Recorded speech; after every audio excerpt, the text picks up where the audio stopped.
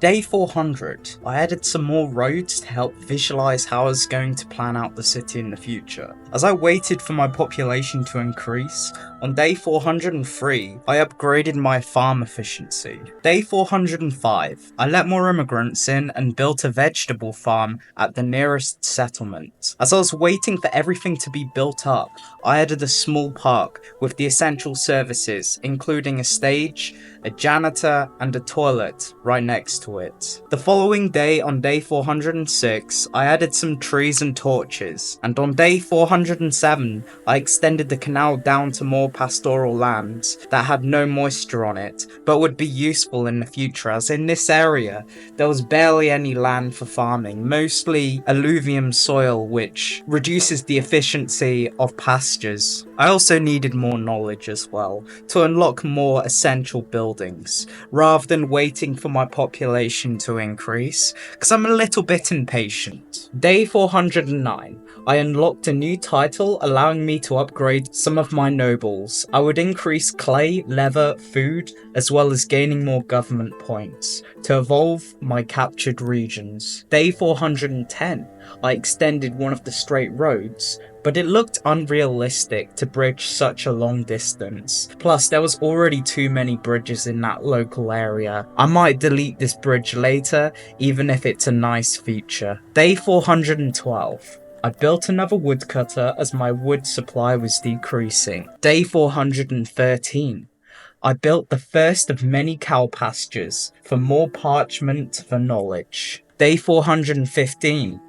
A small carpenter to keep up with furniture demand, as well as some torches. Day 418, another cow pasture. Day 421, a giant fishery was built and another cow pasture. Day 424, I put some research into improving fishing and leather production. Day 427, I extended the second settlement north by copying over the essential services and placed down some housing.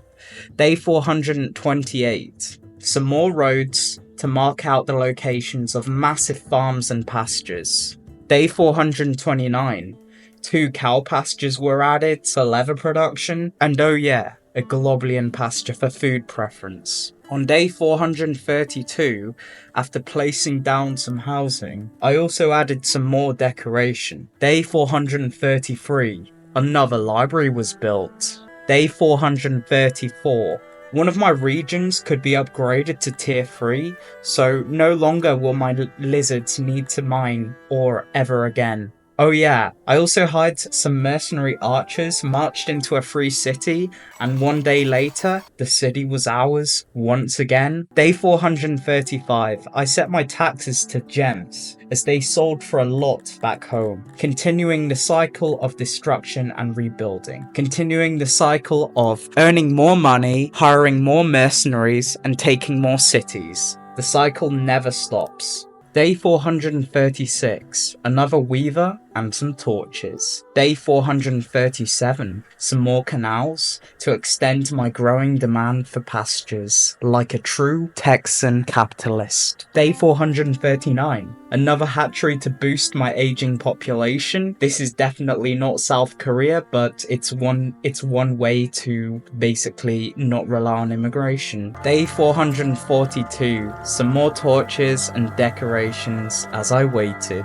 Day 446, I added 2 roads to meet on an island. I don't know, maybe there'll be a castle here. It's a good defensible position in my opinion, but you know, if the enemy invades the city, they'll have to destroy all of the housing and buildings that are in front of it, which is not ideal, but you know, it's a good aesthetic bonus, I suppose. Day 448, another cow pasture. The next day, another library. Day 449, on the same day, I placed down a large warehouse for easy access to future farmland down south on the 3rd settlement. Day 450, I don't need to explain this, you already know what I'm building. Day 451, another hospital to save more lives, I suppose. Day 452, my demand for leather never stops, and it never will. Day 454, some more roads.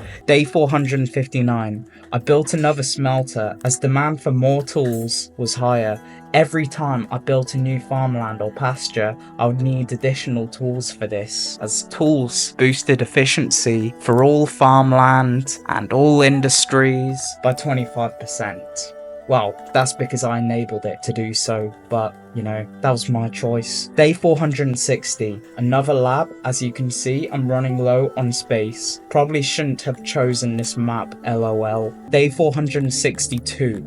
I really wanted to be able to purchase a region at a discounted rate, so I donated more emissaries to Jared II to boost his opinion, and I've had this happen in the past where my opinion was so high that I could ask for a region and they wouldn't charge me at all. Day 464. I invested into advertisement to wait less for my population to increase. Day 467. Honestly, the lack of space on this map is so sad. Be sure to hit that like button. Day 468.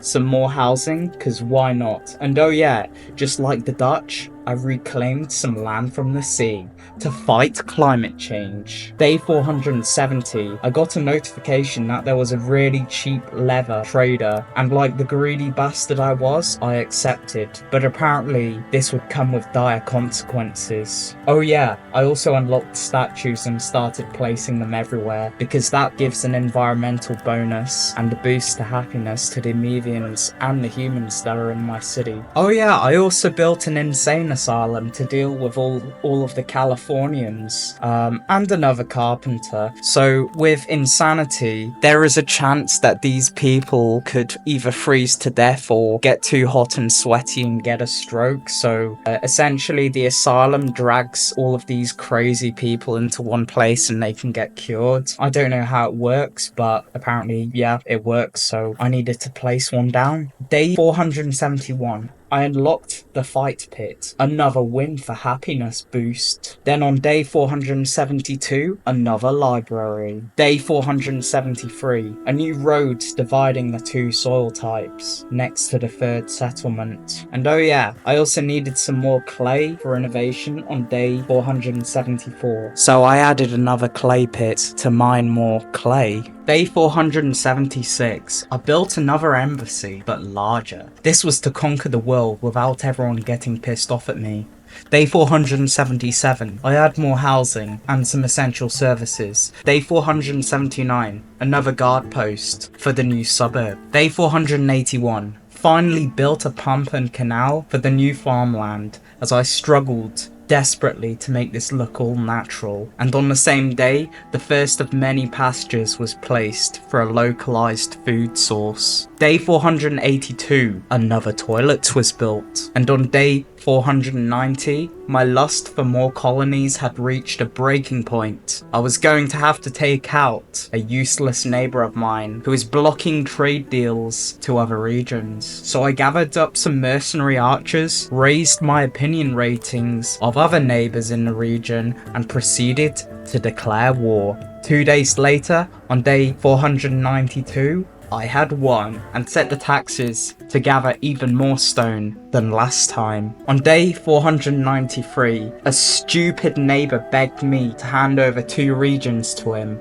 and I was like, yeah right, sure I'm gonna do that. Just you wait what's coming to you. So on day 494, I also took him out for chatting shite about me. I leave no stone or fool unturned. He deserved it. The next day, I had won another battle and decided to milk their region dry of all their leather, even if they can't produce it well. On day 496, Jared V also asked for my regions, in which I also declined. So on day 498, I fired my archers and replaced them with cheap mercenaries, as support for my rule had increased to a safe level, where there was no risk of rebellion or the region being taken over by someone else. Then I did absolutely nothing on day 499, just to wait everything to settle out. So yeah, those were another 100 days on the most overpowered map in the game. Next episode, I'll try and prepare to capture more useful regions, not useless ones that are limited in terms of population. And also, I aim to unlock basements and bricked roads. If you enjoyed this episode, make sure to subscribe for more, and I'll see you guys next time.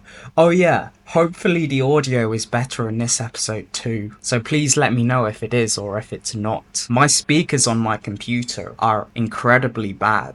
So yeah, that's it. See ya!